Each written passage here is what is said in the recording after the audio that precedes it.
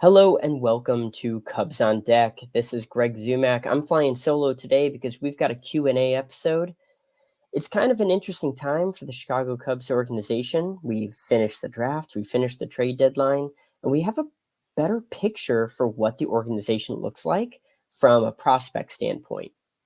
Good, bad, or ugly, and I would lean a little bit more towards the former there. We know who's going to be in the organization leading up into the winter. And so this is a perfect time to jump in, reflect a little bit on the draft. I love that. Reflect a little bit on the prospects that are already in the system or were already in the system prior to that. Talk a little bit of trade deadline and maybe some organizational changes as well. I want to say thank you to every single person who jumped in and provided some questions. You can tell that some were maybe filled with a little bit of organizational angst, and frankly, that's totally justified, but hopefully let's have a little fun along the way here as we dive into some of these questions. First, again, really appreciate all the questions that we got. I'm going to start us off on a bit of a banger here, and this is from Aaron Wilder, who is a great friend of the pod, great friend of the Discord, great friend of Northside Bound, and so I just want to appreciate Aaron tossing out a pretty difficult question here, but he asks a tough one, and it's one that we've reflected on a little bit. Is this the offseason that the Cubs effectively part ways with Brennan Davis? And I will tell you that there's two aspects of that question that I want to jump into. One is removing him from the 40-man. That's kind of what Aaron's getting to. Unfortunately, I think that is a likely situation. I love Brennan. I hope that he has success for a decade plus in the major leagues. He's one of the best people in baseball, and so I think he deserves all the good that is hopefully coming to him. It may just be a situation in which, due to organizational lack of flexibility, I don't think that they're able to keep him on the 40-man. I do hope that within this, one of two things happens. One, that there is a mutual agreement to re-up as far as a minor league deal, keep him in the organization for at least one more year and give him a very real chance. Or two, honestly, that another team takes a chance on Brennan and he makes it to the majors and he makes good on all of that. Again, I completely take that kind of a position that I just want him to have success.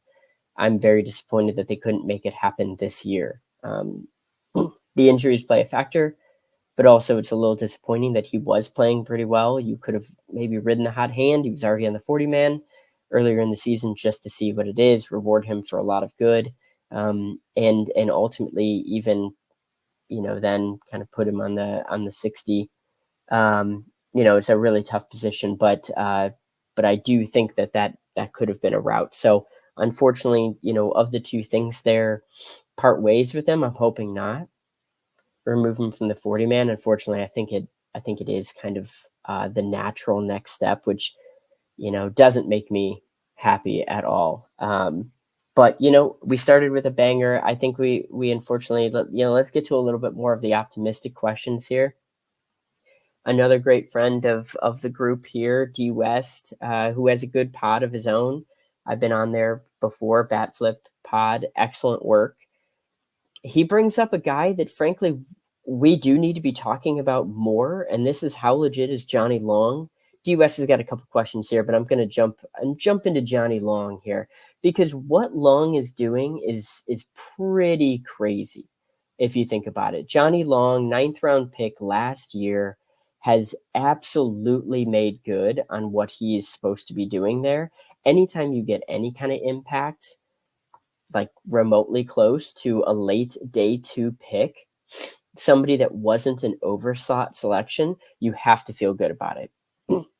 And as a college hitter, it's not that uncommon for a guy like Long or Calmer or a few of the other guys that they took that kind of fit in that mold to just really do well against low minors pitching. That A ball, maybe even high A ball, it's not that uncommon. They're seeing less advanced arms. They're seeing guys who might thrive a little bit on stuff, but less on command, something that you can isolate or spit on certain pitches with a little bit more ease. Effectively, there are less pitchers that can dot a slider on the outside corner or go right on right changeup. Still not skills that you would necessarily see in Double-A all the time, but you'll see them a little bit more common. What Johnny Long has done this year is take all of the success he had production-wise last year, take it up 2 more levels. He had a really good run in high A with like a 120 WRC plus in kind of a tough league, showed a lot of walks, kept Ks to a minimum, earned enough for a promotion up to Double A, where he's effectively gone supernova. I don't anticipate he's going to run a 389, 511 OBP, 556 slug for the rest of the year. But I think even with some natural regression that you're going to likely see from a guy like that, just because those are Barry Bonds-ian level level numbers, even with some natural regression down to, very good, he should have an outstanding rest of his or total Double A success here.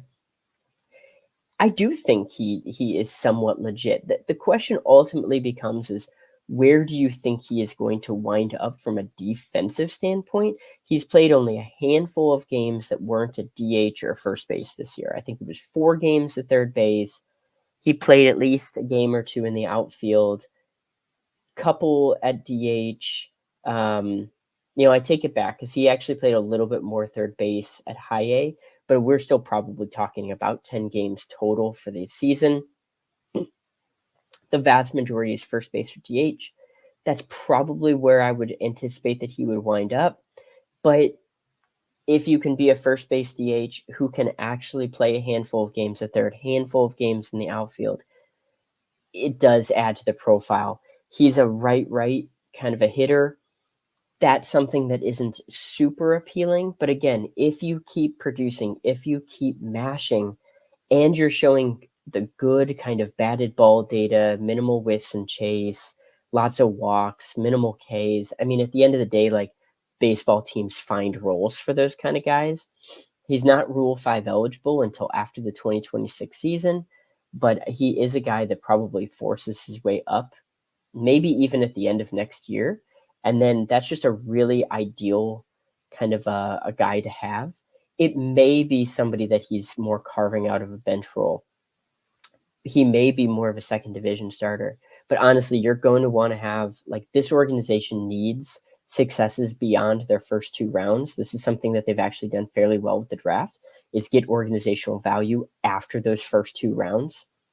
And really, since about 2021, they have started to do that, especially 2022 and beyond, via trades and otherwise. So this is what you want to see, a 9th round pick that is zooming up to the majors, doing quite well, and now in the upper minors. Very excited for what Johnny Long brings. And you couldn't get a D West question without talking about who he views as a mega superstar, or on a scale from superstar to mega superstar, where is Matt Shaw.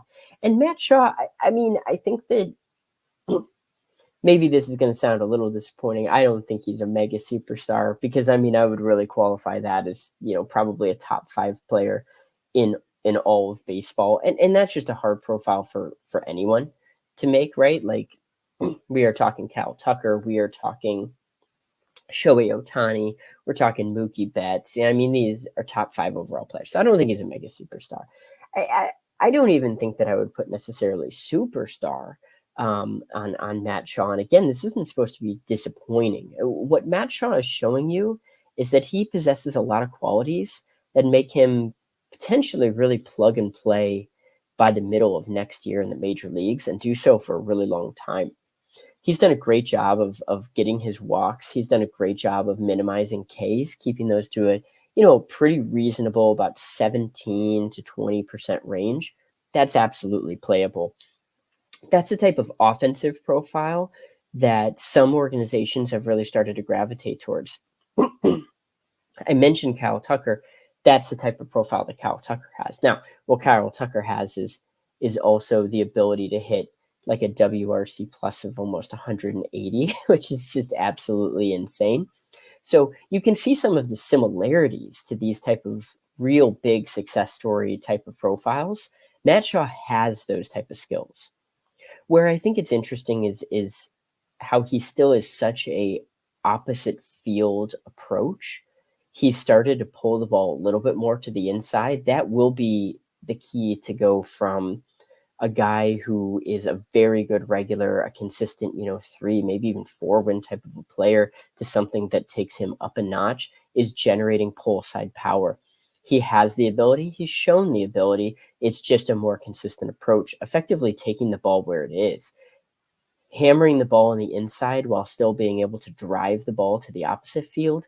That's the ideal profile, especially when you bring whiffs or minimal whiffs and chase, and high walks and minimal Ks. And so I think Matt Shaw has star potential. I think that he can be an all-star in this league.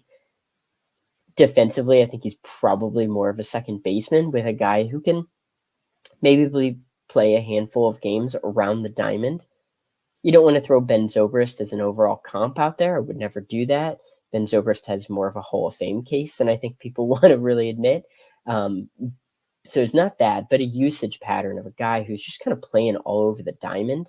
Matt Shaw has that type of potential to it, but might ultimately settle down at second base. He's a really big find for the organization to be drafting 13th overall, and to get him, I think that is absolutely huge. And so, Matt Shaw, potential star, absolutely. Superstar, I really wouldn't put that on any prospect.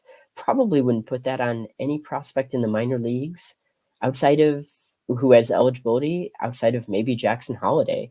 And we're seeing that now in the major leagues. So, really, really takes a very, very special approach to kind of be considered a superstar for me. But at the end of the day, we are talking about a very, very, very good player. Moving kind of along those same lines, Jay Soppy Soap, I apologize there if I mispronounced your name. I'm hoping one of those two options I did get. But the big question that really pivots off of that, we saw Matt Shaw get taken to 13, right? And that's already a big coup. But if you go back to the time of the draft, there was a lot of angst that the Cubs passed on Kyle Teel.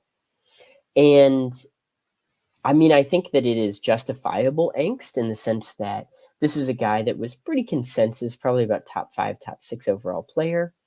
He was sitting there. Shoot, he didn't even take like an overslot amount. And the Cubs passed on him. He also happened to play a position of need at catcher. And since that time, we've heard that the Cubs really were prioritizing him in trade deadline discussions. Ultimately, that didn't go anywhere. Kyle Teel is still a member of the Red Sox. But Jay asked the question, looking back on the 2023 draft, was it a massive organizational failure not drafting Kyle Teel?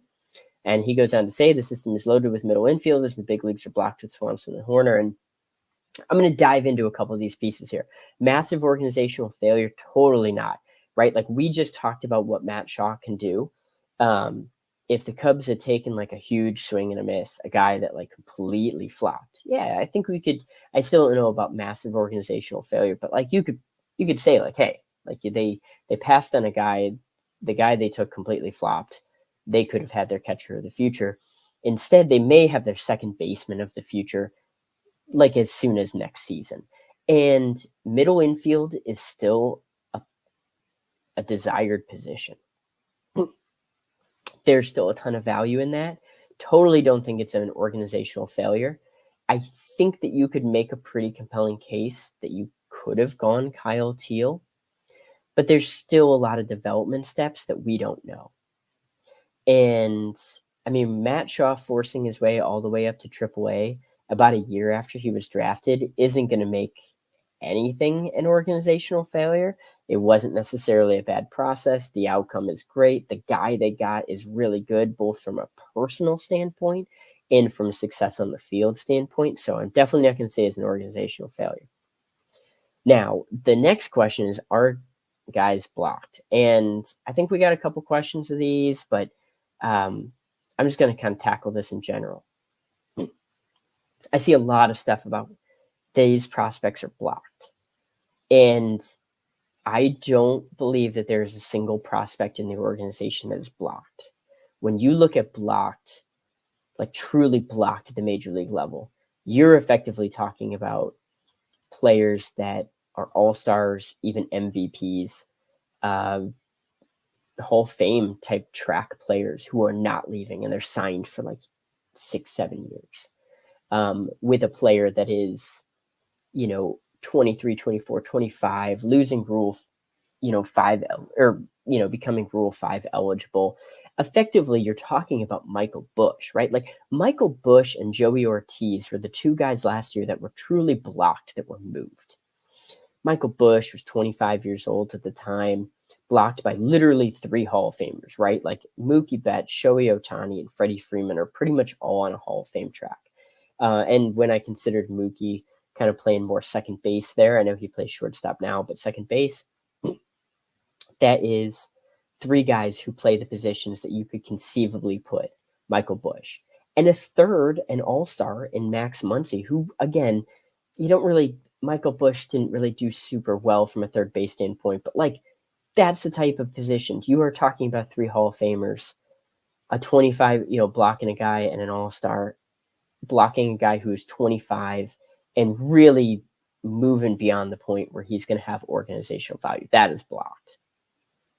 Moises Ballesteros is definitely not blocked. Owen Casey is not blocked. Owen Casey could be up playing right field DH in September, and be the starting guy next year if Bellinger opts out. He could just be the starting DH regardless, even if they don't opt out, or even if he doesn't opt out. Owen Casey isn't blocked. Matt Shaw could get 500 plate appearances playing all over the diamond. He's not blocked. I love James Triantos. He's probably more of a second baseman, and so he's kind of bordering a little bit more on blocked, but again, not really. I love prospects. I love following them. I believe in them. I also have to recognize that some of these guys just aren't going to make it, even when they get up into the AAA level. And so do I want to bet that any of those individual players aren't going to make it? No, I don't want to do that. But like, you have to view that there's some level of attrition here. There are some guys that are going to get up to the majors that just cannot succeed against like right on right changeups. And major league pitchers just all of a sudden realize that's literally all I need to throw at them. I'm just kind of waxing poetically there, but like there is still risks with guys. There are also players that their success projection won't happen like the 2015 Cubs. Chris Bryant had probably one of the best 3-year runs of any player coming out of the minor leagues in the last 50 years. To ask for that kind of success, even to ask for that kind of success from like a Kyle Schwarber type, from any of these guys, is really, really, really hard to expect. Ian Happ and Seiya Suzuki have WRC pluses over 120. And I would love for Owen Casey to come up and outperform that, or even hit that. Heck, I would love him to get to up to 110. It's a bigger ask than I think what folks are used to. Like Happ and Suzuki, they get a lot of flack for certain things, and maybe they don't come off as superstars, and like whatever. But like, they're top 25 outfielders in the game based on their offensive production. That's an incredible success story. Asking for that from any of your young guys is asking to be disappointed. You hope, and I think that they have the raw tools and the success and the projection that they could do it, but to anticipate it, especially right off the bat, is very difficult. You're kind of hoping that they can give that to you within about 3 years. And so in many ways that these guys aren't blocked. If Matt Shaw spends the next 2 years kind of bouncing around the infield, slowly increasing his offensive production, getting to about, 110, 120 by the time that Nico Horner is ready to officially like move on, or, the Cubs just either trade him or decide to move on, that is still a very good success. And so like, none of these guys are blocked. I don't have any issues with them. So getting back to the original question, I don't think it was an organizational failure. I do think that the Cubs, and we've heard enough chatter about this. If you were on the 1060 West Discord, you heard the Ohapi hoopla, which, oh man, if they trade for him, I'm absolutely going to trademark Ohapi hoopla, if I can say it right. But I think I posted that like as the deadline passed at 5 p.m. that there was a lot of chatter on it. You never know those things if they're going to be real true or if it was good intel. I felt like we had like 3 or 4 sources on it. And then since that time, there's been a couple reports. Jacob Zanola has done a great job on that. Sahadev Sharma put it in The Athletic, which I think is really very cool to see that as well. So we heard a lot about it. The Cubs are going to still prioritize catching. And that's where things get very exciting, because then you can start talking about, do you go after an established major league guy like O'Hoppe or Langoliers? Langoliers has a little bit more potential, but a lower floor. Are you looking for a guy like Kyle Teal or Cuero or Rushing? Maybe get involved in like a 3-team deal with some of these kind of prospects and some of these teams. I think the Cubs are still going to be very creative. And if I have to guess on anything, I think they find their catcher of the future this winter. But I don't believe that it was an organizational failure. I think anytime you get a guy like Matt Shaw, who's knocking on the door of the majors in about a year, you're feeling pretty good about it, especially with the upside that Shaw has. So totally get it, Jay. I respect it. I think that they could have easily gone Teal. I think that there are some in the organization that would have even preferred Teal. But at the end of the day, you can't really turn down what Matt Shaw has brought. And so, big fan of overall the success there. All right, moving on to a couple different questions here. One of them, I think, tackles one of the biggest parts of looking at this organization. This is from Michael Eddy. How concerning is it that the Cubs system has no depth outside the top 10? Who is our 6th to 10th ranked prospect opening day 2026? He mentions after guys like Rojas and Smith, Wiggins, hopefully in the top 5, first round pick next year. And then what? I don't know about the 2026 part. There's a lot of, I don't want to like cop out, but like there's a lot that can happen in the next few years. We just found out Cole Mathis had Tommy John surgery, but those kind of things usually aren't surprises to see teams. So I don't know, but I'm less worried about that than other folks. But Cole Mathis could absolutely mash in the next year, come back, look like he can play some corner outfield or third base, and be a top 5 overall prospect. You mentioned Rojas and Smith. We're talking first, even second rounders next year potentially. Wiggins could be in there, like you mentioned. I'm less concerned about the opening day 2026 because we're also not really even accounting some of the low minors talent at the shortstop level. And that's what really, really pops on some of these. So could it be like a guy like Christian Hernandez, who is 22 years old in 2026, hitting in even AAA potentially at that point?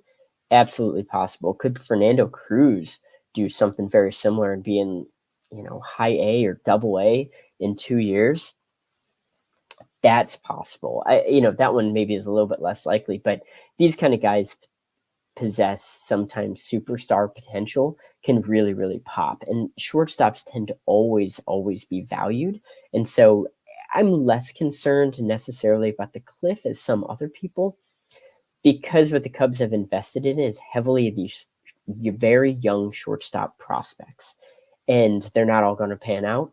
You can't have too many shortstops, but you hope that a couple of them really, really pop, and then you're feeling a lot better about the organization and kind of what it's getting to. But there is that cliff, right? Like we've got 6 top 100 players, top 100 prospects in AAA right now. There's a pretty good chance here after they progress or are traded or whatever, that they're not going to have as many of those top 100 guys. And it really takes a system that is probably like a consistent top 10 system down to bottom 5. Now it's doing it for the right reason, right? If all of those prospects flop, that's a whole other situation. If they're all playing at the major league level or provide you major league controllable talent via trade, then you've been successful. And then you just need to restock in the draft or through other creative means. But it is something where there's an inordinate amount of pressure on the guys in the low minors and the new draft picks.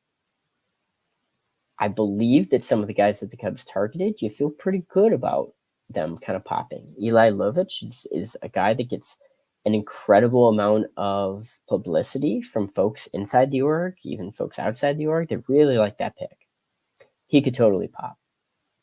We mentioned Cam Smith and Cole Mathis. Guys like Ronnie Cruz were people that was a guy that folks were really excited about.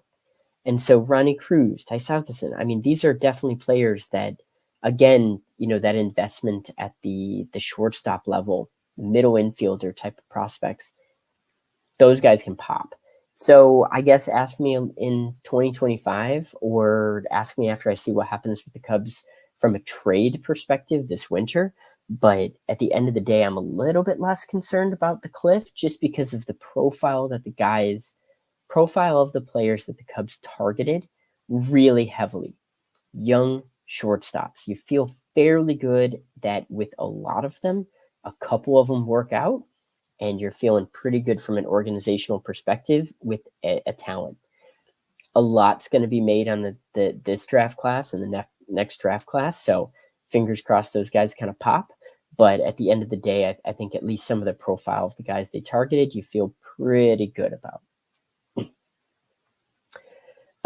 What prospect? This is from Don Heineman. He had a bunch of questions, and so I'll kind of tackle them, in a row here. But some of these are really, really together. But what prospect in the 20 to 30 range can have a Biesterfeld Rojas bump next season? And then kind of along those same lines is Fernando Cruz the flag bearer for the next wave in the minors after this current top 10 or 12? So I'm going to take that latter question first. And possibly. Fernando Cruz is a guy kind of like that Christian Hernandez with a ton of publicity around him. I think the publicity around him looks a little different. He is a guy that we might feel a little bit better than where Christian Hernandez was at this time. He's kept the walks a little bit higher, which I'm a little bit less concerned about, but he's kept the Ks a little bit lower. And so I feel a little bit better about Cruz. I'm hesitant and I won't rank him until he comes stateside. I just won't. It's just kind of a matter of personal preference. The only time I've ever done that, I bent that rule for Christian Hernandez, and I felt kind of silly doing it. I was a low guy. I think I had him at 9th in the system, and I'm not gloating by any means. I'd rather he had proved me wrong and looked like a top 3 overall guy. But we're seeing that there were little bumps across along the way, and he's kind of made good and made some improvements since, but dinged the overall profile from where folks thought there was a superstar. So Fernando Cruz, I'm hesitant to kind of jump that on anybody, but I think he's got the potential to be the flag bearer. That is a fairly decent term for that. But really, we're probably talking about one of these young minor league shortstops. Like that really feels like what it is. As far as what prospect in the 20 to 30 range can have a Biesterfeld Rojas bump next season, I mean, it very well could be Cruz, but it is probably one of those shortstops. I'm not sure who. I'm going to wait until I see who kind of really pops in instructs, but I think that we're going to find that there's some of these young minor league, again, you're going to hear me say young minor league shortstops who really start to make good, and those are the type of guys that I would say. So I mean, if you had me like pick somebody, I'm going to say, man, who would be fun? I'll go with Fernando Cruz. I think that would be fun to kind of see that. Absolutely. Absolutely.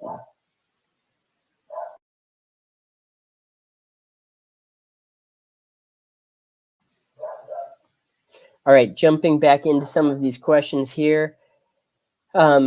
Real quick from Cub Dub, Alfonso Rosario or Johnny Long. Boy, that's actually a really, really good one. I like the profile of Johnny Long. I'll go with him a little bit. I think I even ranked Alfonso Rosario a little bit higher, but we're kind of splitting hairs. 2 very different profiles, but both guys that can have success.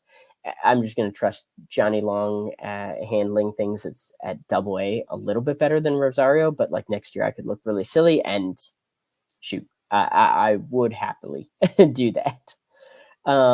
Another question from Don Hyman. Dan Kanchovitz has been in charge of the last 5 drafts. What has been your favorite draft class of the 5? So 20, 21, 22, 23, and 24. Yeah, 5. Yeah, that's basic math. Good job, Don. Sorry, I can't believe I had to count that out here. Favorite class is probably 2022.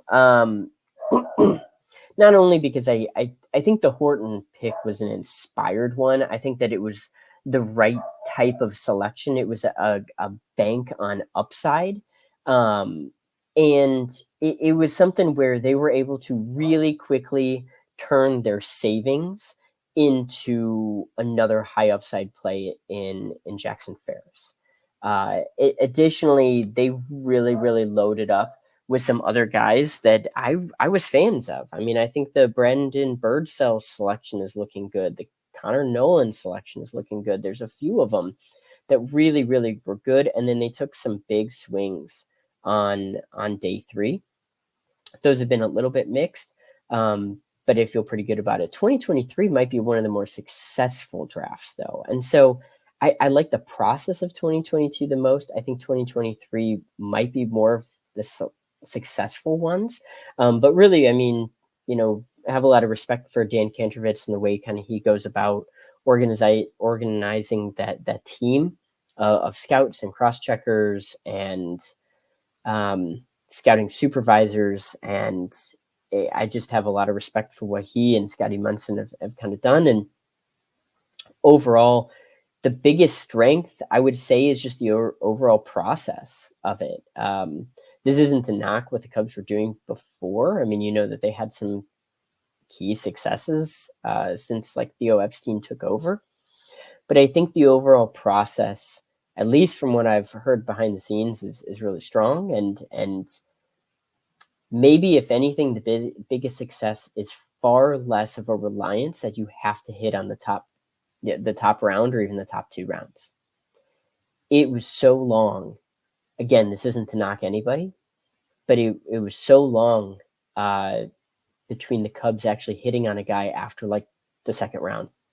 Like it was a really long time for the Cubs hitting on a guy that wasn't in the 1st round.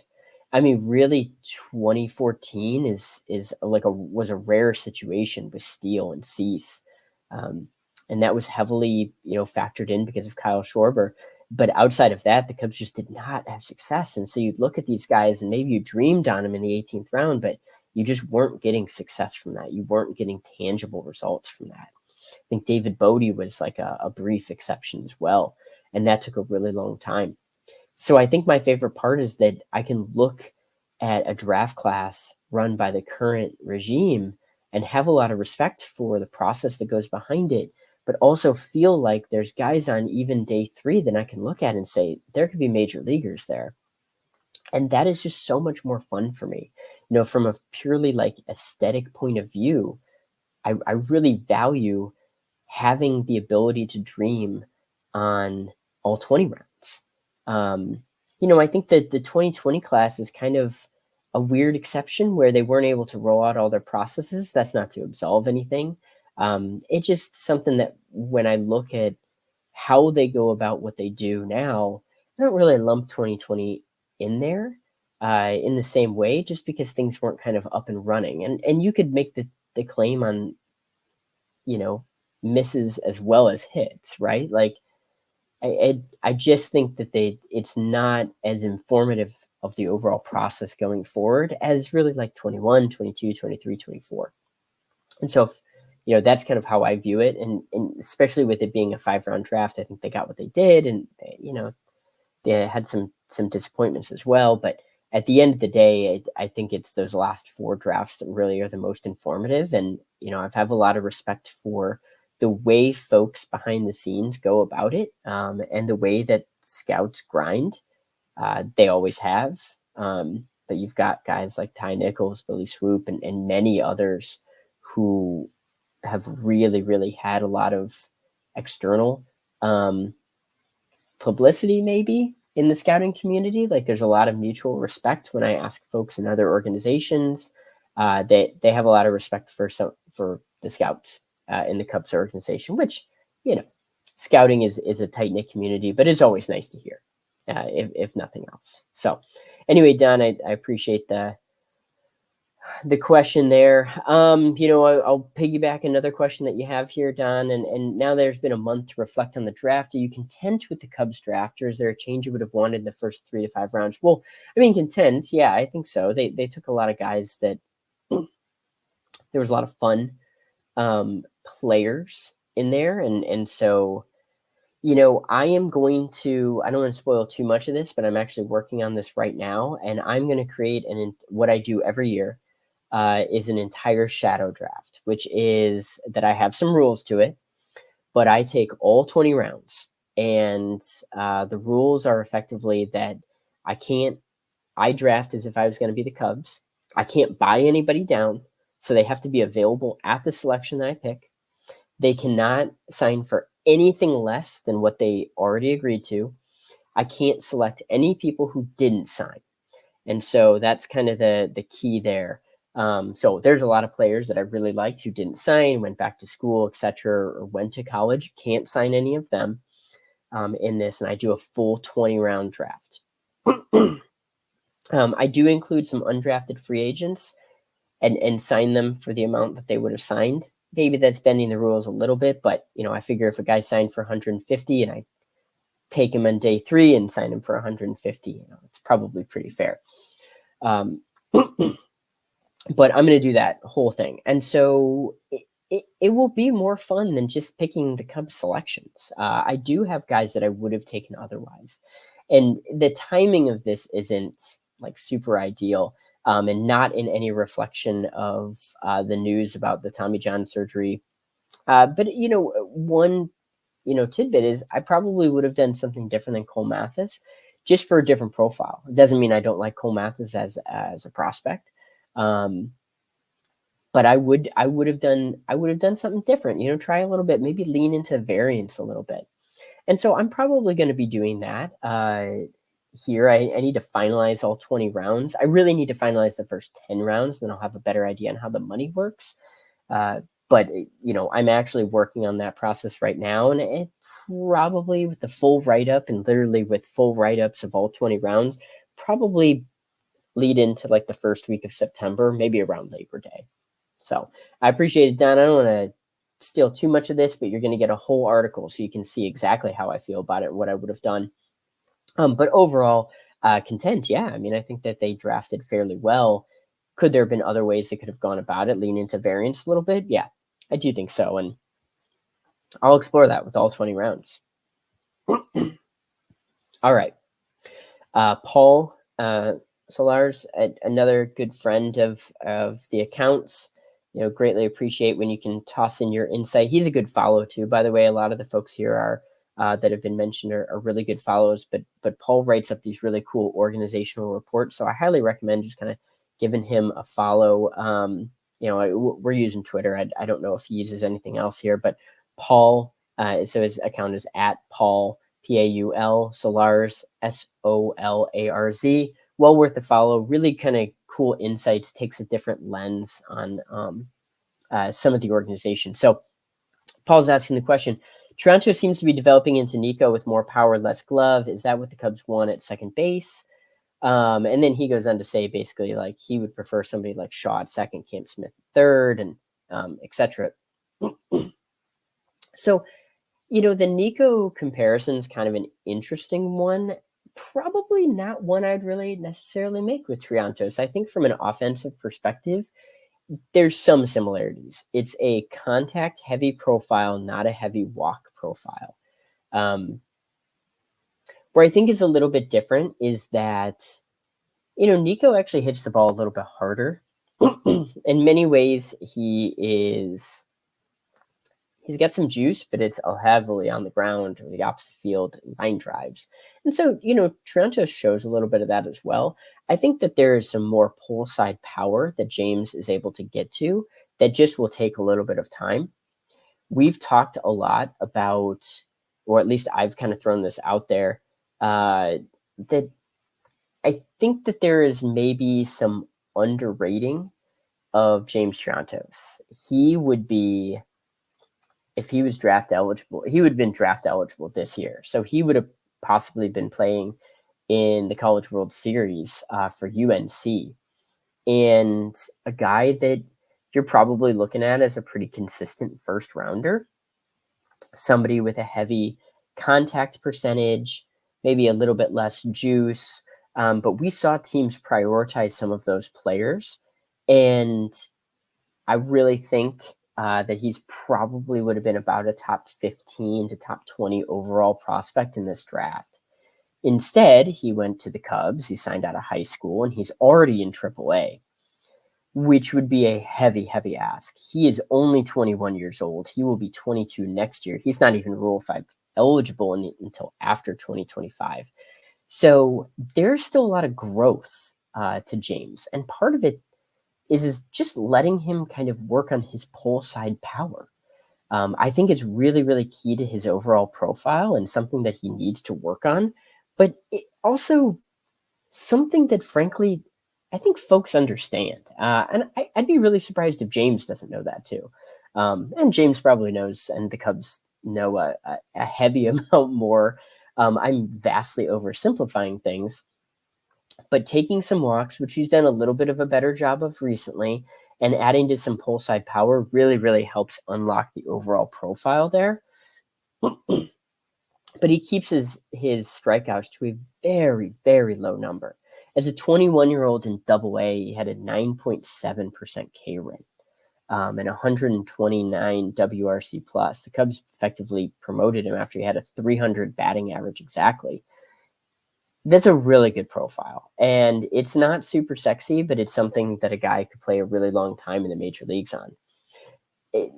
The comp I would use is James McNeil of the New York Mets. And maybe that doesn't sound as exciting, but if you look at McNeil's overall profile, you can see that Jeff McNeil, sorry. You can see a guy that he's not having the most successful year this year, but still pretty playable and pretty good. But somebody who's had several seasons where it was a very contact heavy approach, keeps his Ks very low, his walk rate's pretty much under 10% his entire career. Heavy approach, has a couple seasons where he's effectively about a batting champion, and then a couple seasons where the hits just don't really fall, or maybe he had some injuries. The defense isn't stellar, but he's very playable at second. I think, James is probably like an average second baseman, a guy who does play, though, a couple other positions, some in the outfield, which I think, he could do as well. He's not left-handed, so maybe that dings the profile a little bit, but a guy who has a very, very long career in the majors and maybe even a handful of batting championships. I think that that's the type of profile that James has. And the thing with McNeil, though, is he didn't debut until he was 26 years old. James is 21. And in certain organizations, like if he's playing in the Angels, James Triantos is probably already in the majors right now, for good or bad. I don't think that would be the most ideal situation for him, but I bet he's in the majors this season. And so if he happens to find his way out to LA, I think he very quickly becomes the second baseman for them, or the outfield, or whatever, depending on how they feel about Christian Moore's defense. And so James, I think Jeff McNeil is probably my comp to it, and a very valuable dude who can kind of play a little bit all over the diamond, but it's definitely the bat that you're buying, and it's more contact heavy. So getting to Paul's questions, is that the guy the Cubs want at second base? And I don't know the answer to that. I'm a little bit less concerned about it. I have some questions on if Nico Hoerner is playing second base for the Cubs in 2025. He's been doing a lot better recently, but there's also a lot of incentive that if you're going to move anybody to really kind of change up the profile, or maybe find your catcher of the future, etc., that you could make a case that Nico is probably the easiest guy to move to do that. And especially with like Matt Shaw or James Triantos kind of waiting in the wings, it's not difficult to see a situation in which you trade Nico, you find your catcher of the future, or like a major league starting pitcher, or even a weird challenge trade, like something crazy like Nico Hoerner for Emmanuel Clace. Challenge trade, something where the Guardians find their shortstop of the next few years in Nico Horner, coupled with the Cubs finding an elite closer. It's just something weird like that. I think the Cubs can be very creative, and that's one of the ways they could go about it. You find a bridge second baseman for a year, somebody like a Brandon Lowe, and then you allow either Shaw or Triantos to up. When they're ready, then they're ready, kind of a situation. I could see that. So I guess, do the Cubs want that at second base? I don't know. I am maybe a little bit bearish on that. I think that they switch up that profile, but I also don't think that there's anything wrong with having that profile at second base, because when you add everything up, it's still a fairly, productive profile. We're going to tackle a couple of the other questions here just to kind of wrap up. I think we had a lot of really, really, really good ones here. I'm going to tackle Stephen Iglesias and Mike Macetic's questions kind of back to back here. Stephen asked, which prospects do you see getting traded for a bat or frontline pitcher? What prospects? And then Mike has, what prospects would you deem off limits in trade talks in the offseason? Which top 5 prospect would you trade? So these are kind of going back to back here. And we just spent a bunch of time talking about James. It would probably kill me to see him moved. But I do think that is the overall type of a guy that is likely somewhere where the Cubs have some depth in the minor leagues at the middle infield position. He's a guy that is effectively major league ready. I could see a team like the Angels being really interested, the Marlins, several of these other teams, the Rockies, where, James is probably plug and play as a second baseman very soon. Not looking to trade him. Feels like the type of guy that you could look back on and be like, shoot, when he has 3 batting championships, that kind of looks a little rough. But ultimately, I think he's a really talented kid, and I think teams are going to be asking about him. They probably already have. I'd be surprised if they haven't. And so, he's probably the guy that makes the most sense, even though it'll kill me. And I've been supporting him and following him since even before the draft. So that's probably my guess. As far as who would be off limits, I'd have to be really, really, really convinced to move. Like probably Matt Shaw or Moises Ballesteros, like really, really convinced. And that would be really, really tough. Not impossible. There are players that could do it. I talked about Kyle Tucker being like a super elite, like that's a mega superstar. I feel like you have to make a lot of really difficult choices if a mega superstar is there, and especially if you're willing to actually back up the truck and pay for those guys. There was a lot of, maybe reading too much between the lines of a particular quote that was cut in half by at 670 The Score. By Jed Hoyer, where he said, effectively like he's more risk averse. And so signing players to $300 million deals is not something he loves doing. And so a lot of people ran with that. And I think fair to a certain extent, the quote was cut off in the way that he said that, but there are players that are worth that. And I think that, a guy like a Kyle Tucker is worth that. And so, there's probably not anybody that's off limits for something like that, especially if you're willing to then back up $380 million over 10 years or something crazy, or more. I don't even know. I just pulled that number out for a guy like Kyle Tucker. Then I think you do it, and that's a little bit of a different situation. So no one is truly off limits for me. I am a firm believer in that. There's guys that I'd have to be like really convinced to move, and probably Cade Horton, Matt Shaw, Moises Ballesteros. I'd have to be really convinced to move. I don't love moving Owen Casey. I could understand it. It would hurt to move James Triantos or Kevin Alcantara, but I could understand it. Ultimately, the Cubs need to make like tough decisions this winter, and they're decisions that you want to be making.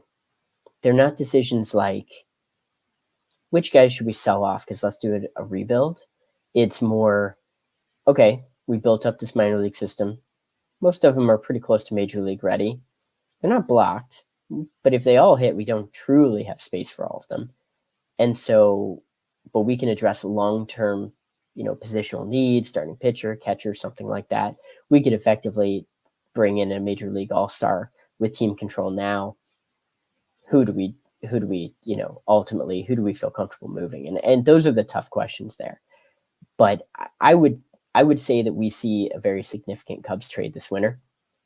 I'd be pretty surprised about it. I think they did some of their shopping already this summer with Isaac Paredes. Still shocked me, completely shocked me. I've read the texts later, and I was just completely shocked. And we have a Cubs on deck, not really like a group chat, but like a text chat. And I mean, between amongst Brian Smith, Greg Huss, and I, it was shocking to see that. And so they did some of their shopping already, but the job's not done yet, right? I mean, the Cubs are playing a little bit over 500 ball since they made that deal. You gotta be willing to make tougher choices. And so I think the Cubs make some of those tough choices this winter. I'm going to tackle just one more question here. Again, I really do appreciate all the questions in this. So this is just awesome to jump in here. Let's see here. There's some really, really, really good stuff.